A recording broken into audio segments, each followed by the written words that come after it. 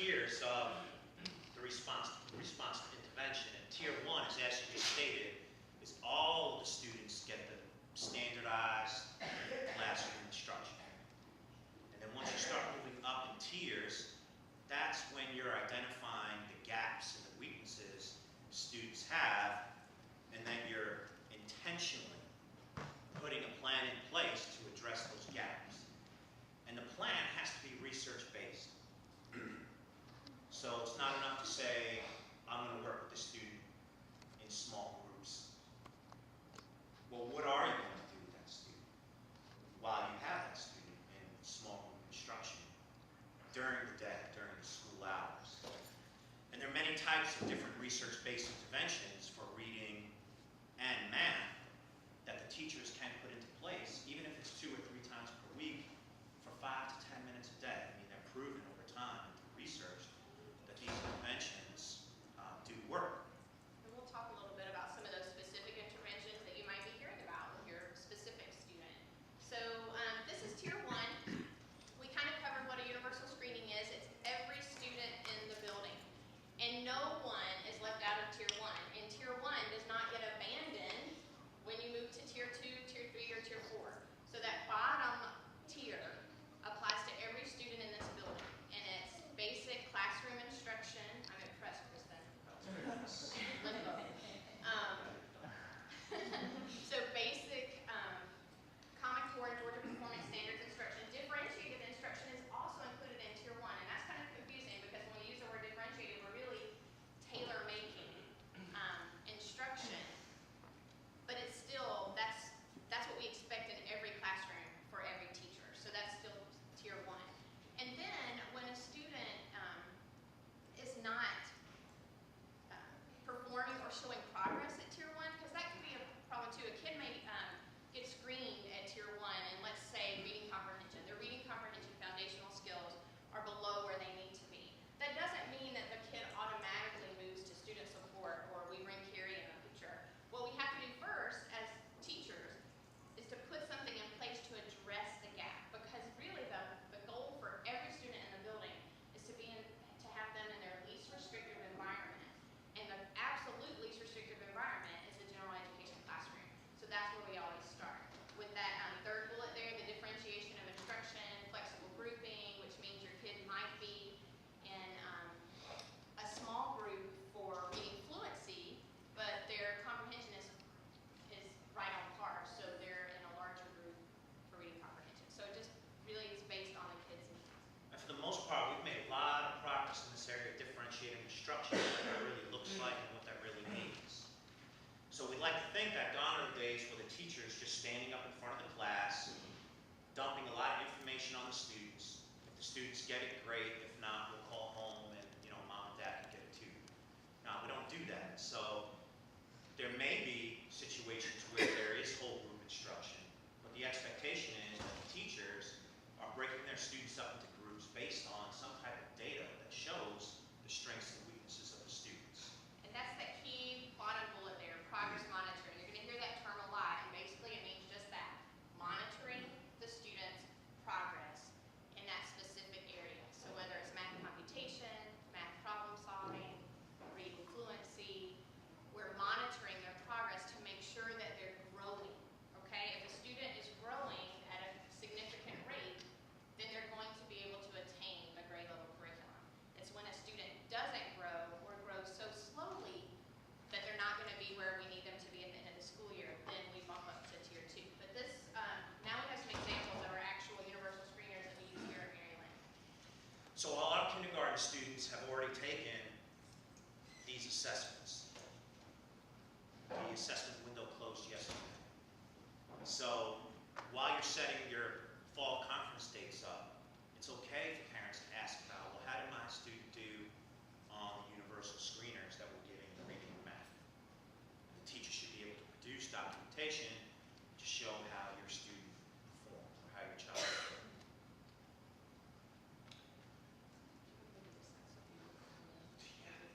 Sorry. Brian? Moving up the side, Brian. Sorry? You get in and out. Say it again? We're moving. Oh, okay. That's okay. You have a wide angle today? No, it's only on the list for now. Good. But there we go, right there. All right, we got you. So, these are the examples of first grade. You'll notice a little bit of a difference between first grade and kindergarten because as we move up, of course, some skills are mastered and no longer need to be screened for the grade level. So, for example, in kindergarten, they use letter naming. In first grade, we go straight to letter sounds. If a student still does not have all the letter names, we should have known that we know it from the previous year in kindergarten, or the teacher can always pull up a letter naming fluency from a kindergarten screen and do that and keep it for that individual student. So it doesn't mean that they don't have access to those anymore, but for the screening, all of tier 1, this is what we do. And then just to clarify, phoneme segmenting, because that's a concept that we weren't exposed to when we were in elementary school. Phoneme segmenting is all auditory. Okay, so it's done orally. The kids don't see any words in front of them. The example would be, I'm going to say a word, cat, and then you're going to say back to me the sounds in cat. So, cat. And for shut, we tend to think, because the way we were taught, we tend to think in letters. But phoneme is, those are the sounds. So they should say sh, t. So it's so kids anchoring letters to the sounds they make. So it's not just letters. You'll see, if you ask to see your students phoneme segmenting, you'll actually see some blends. Well, no, actually not blends. Help me, digraphs. Yeah, thank you. On that sheet as well. And then they move up to word reading fluency because first graders should be able to read some sight words. And then passage reading fluency is added in winter. Okay, the point is not to overwhelm the student with assessment, but to assess them when they should have already mastered a skill. We never assess them on a skill that they shouldn't already have. Okay, Carrie. Second grade looks about the same. The screeners don't take a long time to administer, so the students are not taking a lot of instructional time, or the teachers are not taking a lot of instructional time to go over these. The reading ones, word reading fluency, passage reading fluency, vocabulary, reading comprehension. The first one is Well, 1 minute long. Yeah, they're actually one-on-one. So the teacher will pull a student, work with the student one-on-one while the other students are engaged in an activity. The assessment's quick, it's clean, the teacher's able to record the answers and record the data immediately. We actually have a new system called Easy CBM that we purchased as a school. That while the student's reading the word reading fluency, the teacher's actually entering that online and marking miscues and errors, and it automatically scores it for her. It's immediately available. The data is. The reading comprehension, I believe, is online. So the students are actually doing that individually. They're reading a passage, and then they're a very lengthy passage actually because it's supposed to mimic STAR. We still use STAR, but those are shorter passages. And this reading comprehension is mimicking more of the CRCT kind of framework. It's a long passage, but all the questions are about that one passage. So it's more, it's a little deeper than the STAR shorter passages. And it could be up to 20 to 25 questions per passage. And there's only one passage, but it's about 20 to 25 questions. And that's why it doesn't start until second grade. And then all domains of math, so all of the measurement, numbers and operations, problem solving, data, interpretation. And those are all done online. The math are all done online upstairs in the computer lab. And there's an icon that the students can click on if they need the question read to them. It takes out the reading so that it's only focusing on those math skills. So it puts an even playing field for a child who might struggle reading, but their math is their strength. It takes that out of the equation. Here are third and fifth grade screeners. We can go to the next slide. We also screen student behavior. We do not have a lot of behavior issues here in Marion Lane, which is great because that allows the teachers to really focus on instruction. There are not a lot of interruptions to instruction. But we monitor student behavior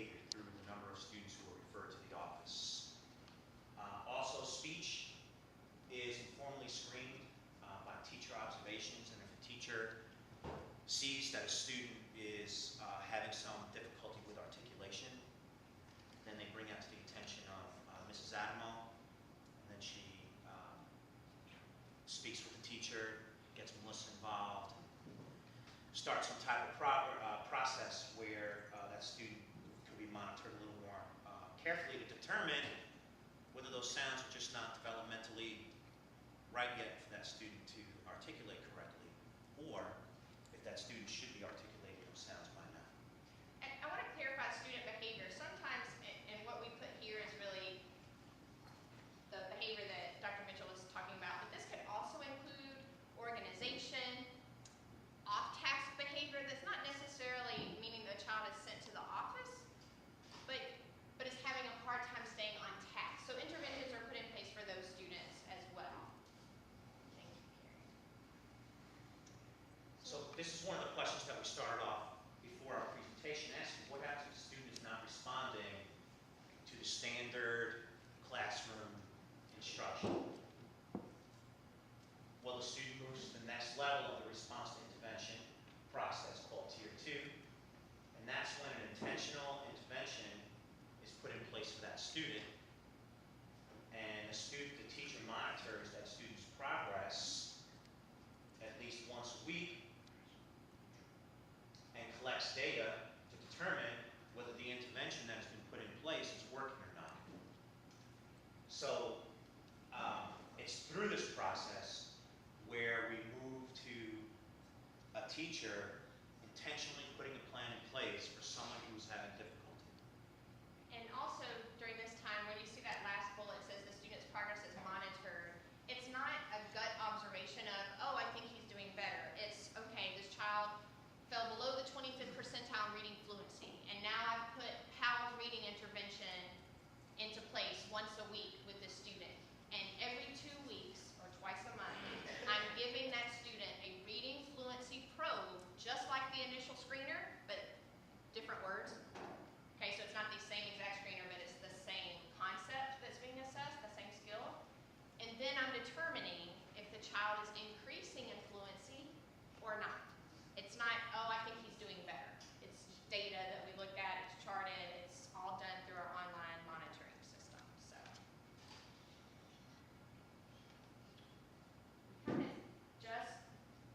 we kind of covered this already, but the at-risk students receive interventions. Some examples, like the one I just mentioned, PALS reading.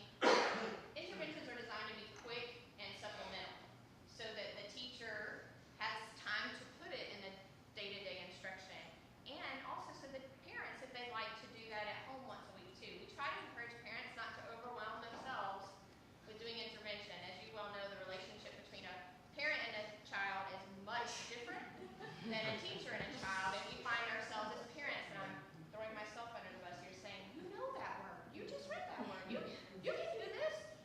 And if the student could do it, they would be, because they want to please us. So parents, enjoy your kid when they get home. Do the homework, but have fun and enjoy. Leave that intervention piece really on the teachers, so that you're fully developing your relationship without getting stressed out about that skill. That's our job. We're happy to do it, we're called to do it, we enjoy doing it.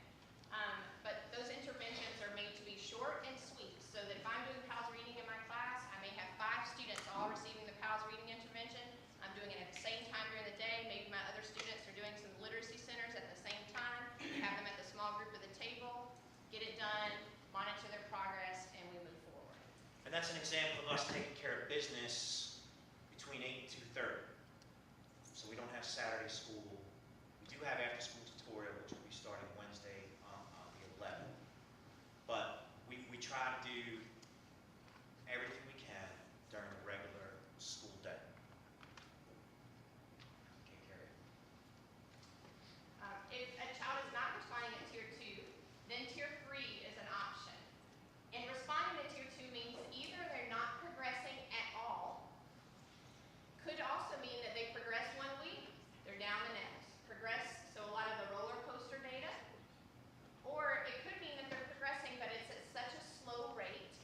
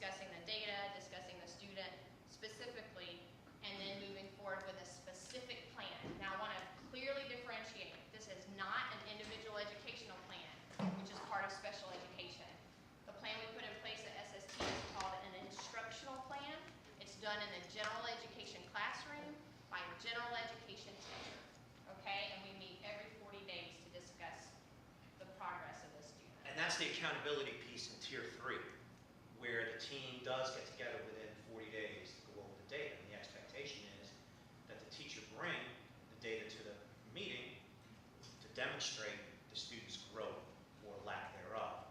And then decisions are made based on the data that the teacher brings to those meetings. And they're also called to do the intervention once a week, at least, and to monitor progress once a week. So when they come to the table, they're gonna be able to tell you exactly what they've been doing with your child to address, math computation weakness, exactly what intervention, how many times per week they've been doing it, and then the data that's monitoring his or her progress. So how does all that get monitored? Well, Ashley and I are in the classrooms frequently. And it's real neat to see a student who is in tier 2 or tier 3, the student support team. It's really neat to see the teacher do what we're talking about right now in real time. That is just really exciting. So the teachers have an evaluation tool. It's called Teacher Keys. Teacher Keys evaluation or effectiveness system. And part of that outlines the teaching best practices that the teachers are expected to implement on a daily basis. Part of that also calls for Ashley and I to conduct 4 walkthroughs and 2 formal observations. So at the minimum, we're in each and every classroom, including art, music, and PE, 6 times per year. And that's just the minimum. We pride ourselves on being in the classrooms more than that. We provide the teachers with meaningful feedback on the things that they're doing well and some things that may need to be tweaked or fine-tuned. But it's all grounded in a coaching form or a coaching kind of way. So when we go in the classroom, it's not, they're out to get me. It's not about that. And Ashley and I believe that the culture that we have really worked hard to foster here at Marion Lynn is directly correlated with a low turnover rate each year. That the teachers enjoy working here because they feel non-threatened when we come into their classroom to observe them, because they know they're going to get meaningful feedback. They know it's done in a non-threatening way, and the teachers know that we're here to support them. And that's really important to us. So the research